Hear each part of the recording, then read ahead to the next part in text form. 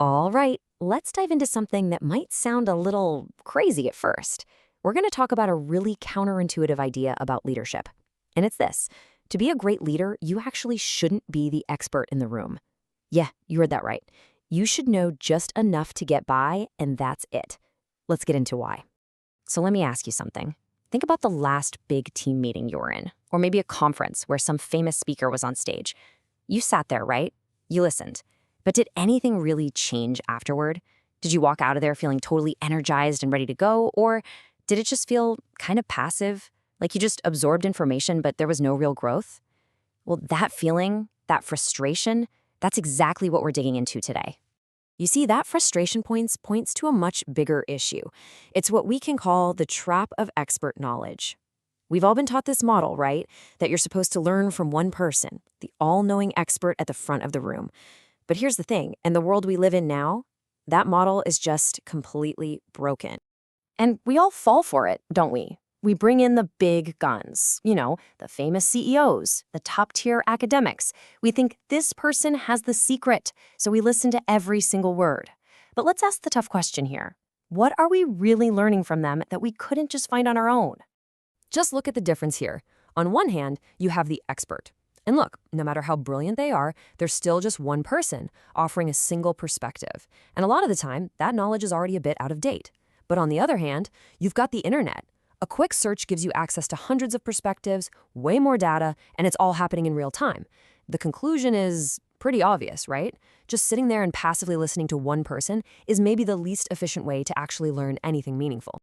Okay, so if the answer isn't out there with some guru on a stage, then where is it? Well, the answer is actually a lot closer than you think. It's right there, in the room with you. It's in the energy of a real conversation. See, true growth isn't something you import from the outside. It's something you generate from within your team. This core idea is called energy exchange, and it's basically this. It's the process where everyone in the room shares the insights they've developed from their own unique experiences. It's not just idle chatter. It's a real mutual exchange that creates this powerful upward spiral. Everyone grows together. So how does this energy exchange actually work in practice? Well, a great way to think about it is like digesting food. Seriously. So, step one, you absorb the raw ingredients, experiences, data, things you read. It's like eating. Step two, your brain gets to work processing it all, digesting it. And that creates a totally unique insight that only you have. Step three, you share that insight, you speak it out. And that's when your words carry this high quality processed energy. And then the final and most important part, step four, that energy gets exchanged with others and it elevates everyone's thinking. Your unique insight combines with theirs and suddenly you have something way bigger and better than what any one person started with. This is the whole point right here. The solution you're looking for, it isn't in some book or coming from a speaker on a stage. It's literally in the people sitting right next to you. The most powerful, the most valuable resource you have for growth is the combined energy and wisdom of your own team. Okay, this all leads us to what is probably the most provocative, most challenging idea we're going to talk about. It's a simple but really powerful rule for anyone who's a leader, and it's called the leader's 30% rule. So I want to ask you a direct question. Imagine you're a leader. Maybe you're leading a team of engineers or marketers. It doesn't matter. What percentage of their super specific technical work do you think you need to master to be a good leader? What's the number? 70%? 90%? 100%? The answer is 30%. That's it.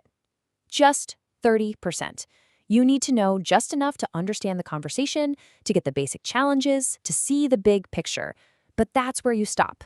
Because according to this rule, any leader who knows more than 30% of a subject crosses a really dangerous line. You stop being a leader and you just become another expert. And here's the really shocking part of this whole idea. An expert who tries to lead is destined to fail. So let's break down why that is. All right, so this is where we get into the logic behind this pretty radical rule. Why on earth would an expert, someone who knows a subject inside and out, like 70–80% of it, be the wrong person to lead a team in that exact same field? It seems backwards, right? This quote really just says it all. If you have great technical skills, you don't have the qualifications to be a CEO. Now think about that for a second. That totally flips how we usually think about promotions, doesn't it? We almost always take the best technician, the best salesperson, and make them the manager. This idea says that's precisely the worst thing you can do. And here's the difference in a nutshell. The 30% leader isn't bogged down by all the tiny details, so they can actually see the whole picture. They focus on the vision, on the direction. But the 70% plus expert, they just get stuck in the weeds. They can't help it. And that almost always leads to micromanagement, which just kills any kind of creativity on the team.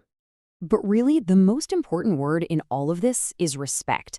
Think about it. If you're the leader and you genuinely believe you can do your team's job better than they can you truly fundamentally respect them? It's almost impossible. It's just human nature. But knowing only 30%, well, that creates a gap. It forces you to value your specialists, to trust their expertise, to rely on them. And that respect, that's the absolute glue that holds a great team together. This all ties into something called the law of order. And the idea is that in any team that actually works, the leader's perspective is just naturally about 30% broader than everyone else's. It doesn't matter what their education is, it's this difference in perspective, not a difference in technical skill, that actually makes the team structure work. Okay, so what do we do with all this? How can you actually put these ideas to work? In this last part, we're going to get practical and talk about how you can unlock that incredible power that's sitting right there in your immediate circle. All right, let's make this super practical. Here are a few things you can do like today. First off, stop looking outside for some guru who has all the answers. Just stop. The power is already in the room with your team. Second, start having real energy exchanges. That means your meetings are no longer about one person talking at everyone. The goal is for everyone to share their own processed insights. And finally, you have to prioritize creating positive energy.